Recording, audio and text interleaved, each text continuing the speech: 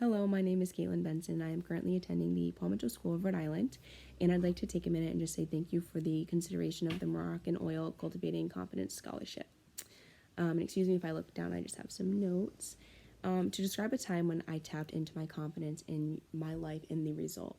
So when I first graduated high school, my mother signed me up for pageants, and I was absolutely terrified. I had no idea what I was doing, and I would constantly be looking on YouTube at girls and what they were doing on stage, how they were walking, what they were wearing. And I used that for a couple of years to kind of sway what I was going to do. And I did that for at least like 2 years, and I wasn't really placing. And I'm like, why am I not placing? Well, I wasn't being myself. So up until I was at my first international pageant, and I was like, you know what? I'm just going to lay it all out there because I'm going to mess up when I'm pretending to be someone I wasn't.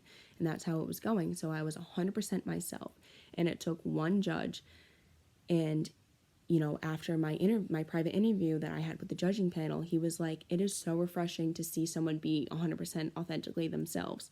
And that I put all my confidence out there. I 100% was showing the best version of myself. And for someone to recognize that was so refreshing. So now I take that in my everyday life, in school, at work, at home, with my friends, and I brag about it now. I'm like, you need to be the best version of yourself. There's no reason to pretend to be someone else. You're not going to get anything out of that. So I tell all my friends, I'm like, just do it. Everyone asks me for pageant advice. Be 100% yourself. Nothing else you can do. Here I am, no makeup. This is how I'm comfortable, and this is how I'm going to present myself to you.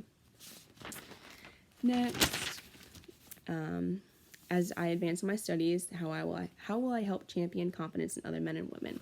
So I'm currently doing that with my current title, actually, and just encouraging everyone to be yourself. There's no reason to pretend to be someone you are not.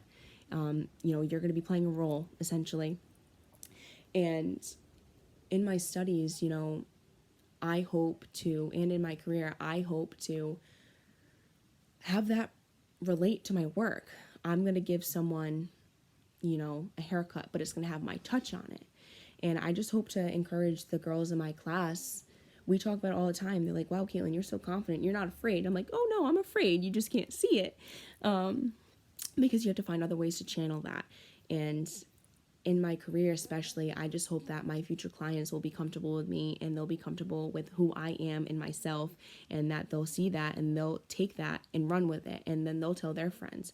And then we can live in a society where, everyone's different, and we need to embrace that.